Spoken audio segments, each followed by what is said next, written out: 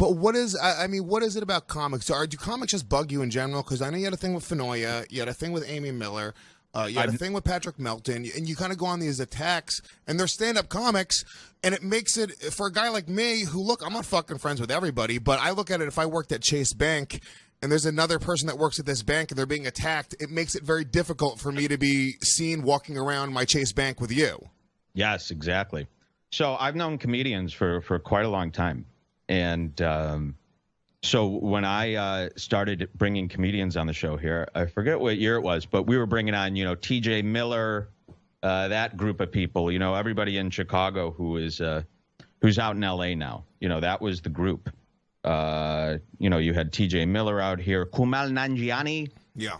Had all those guys.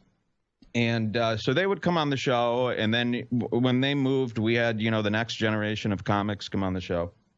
And they all share a common sickness, the comedians. I feel that they share a personality trait, and that trait has something to do with getting on that stage night after night and bombing for the first 4 or 5 years, over and over again. Now, I've tried stand-up many times, and when you go up and you don't do well, you go, this is, who the fuck would want to do this again? So to have this brain where you go, I need to do that again.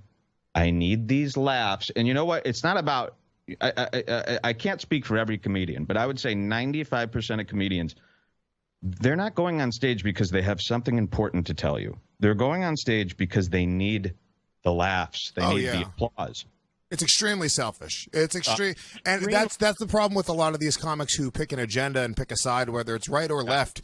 You're like, guys, let's stop pretending that you have a fucking bigger message. You want to get your dick hard off of laughs. You want to fuck a chick after the show. You want to make a lot of money and have nice things. This is why we all do it. Now, if you can have a message or have something important to say within that, I think it's great to do that. But let's get real. We're all just narcissists. So here's another thing. Interesting thing about comedians. Comedy is open to anybody. So this is how comedy starts. If you live in a city, Chicago, New York, or Los Angeles, there's open mics everywhere.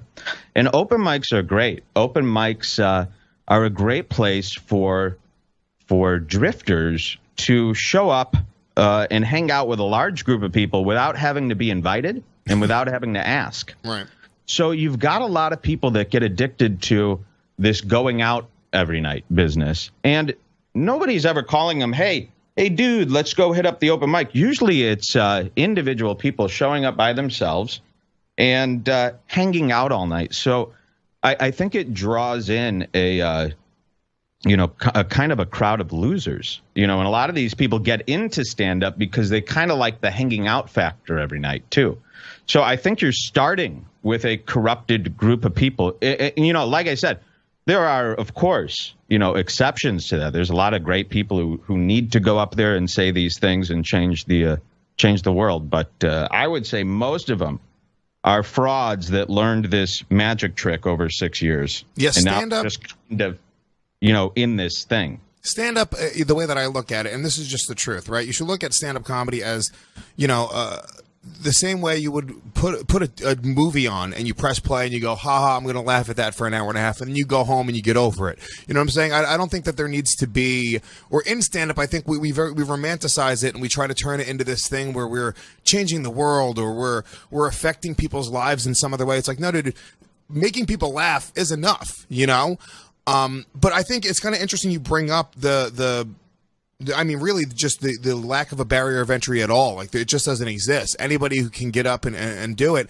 And I'm seeing that happening with broadcasting and with podcasting as well.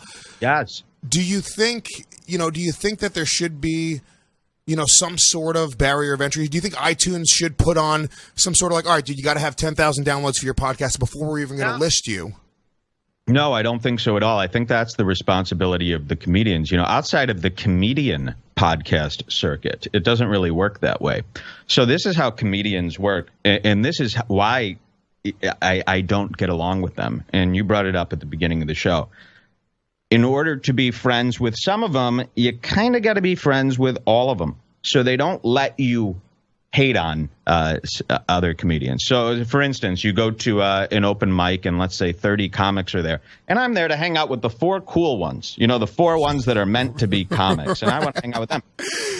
It's funny you're bringing this up because there's literally a dude, there's a fucking albino, there's a nerd, there's a thug who spent some time in prison. It's like we all shouldn't be hanging out together. An old woman carrying a basket. And listen, I'm supposed to treat all these people with respect. These people are psychos, so I'll go to these shows and I would go, look at this guy, he's a fucking... And then that word gets around, oh, Mike talks shit, Mike talks shit. Well, yeah, of course, look at these people you're forcing me to interact with. I'm not supposed to be with them. That's fucking hysterical. I've literally never heard anybody break it down that way. But these people are not. There's a homeless guy. There's a guy that works on Wall Street who makes $100,000 a year. Yes.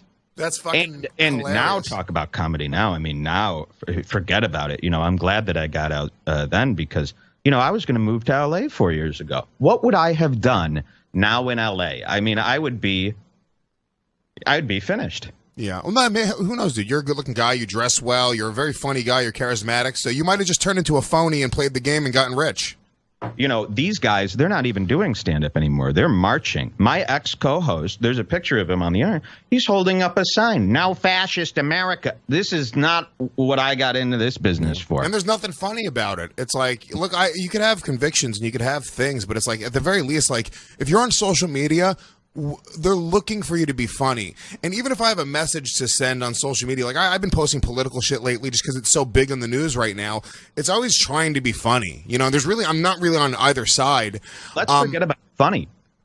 Be creative. That's all we're asking for. Be creative, be unique, have passion. But when you see people just repeating, this is this whole political thing. What lost me on the comics with this one, another disaster from the comics, was that they stopped being creative. They just started parroting, what everybody else was saying. And you're seeing Chelsea Peretti, 60 tweets a day. Trump must be stopped. Trump. There's nothing special in that anymore. These are, I thought these people had a little more talent, but they're not showing any talent anymore. It's funny because, it's a dangerous climate to even go and tweet about anything at all with any opinion, because I don't have an opinion. I'm very in the middle. I think Trump's a buffoon. I think Hillary's a criminal. I didn't vote for either one of them. So I make jokes literally against both sides. I made a joke about Mike Pence, thinking he was at a slave auction, not at Hamilton.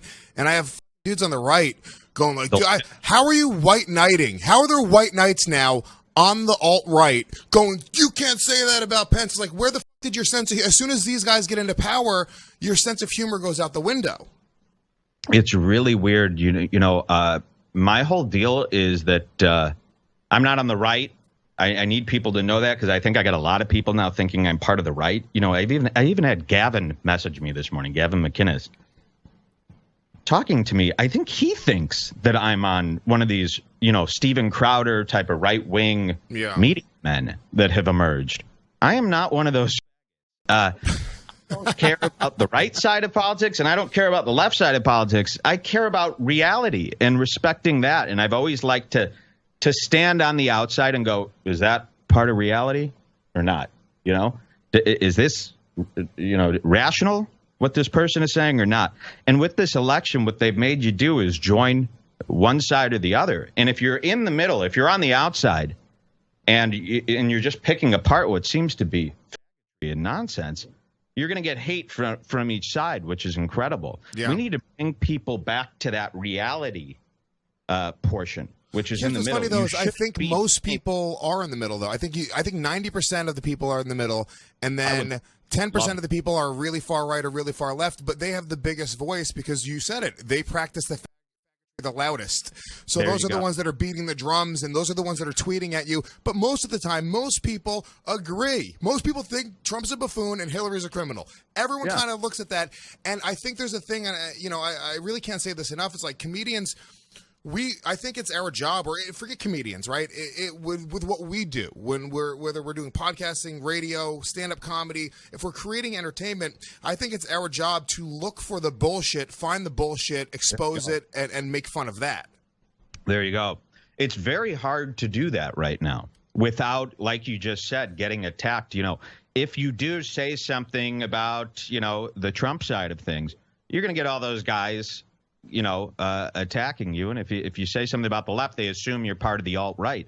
I've had this comedian, Mike Bridenstine, he went nuts after the election, like many comedians did. Again, you said 90% of people are in that rational thing. Comics, though, I would say 90% of comics had a full meltdown after the election. Yeah. Maybe not in New York. Well, yeah, in New York as well. Yeah, they were having meltdowns. Circle seems to be more of like the manlier group of comics. But definitely in LA, they have shut down business. There's working on, stopping Trump still to this day.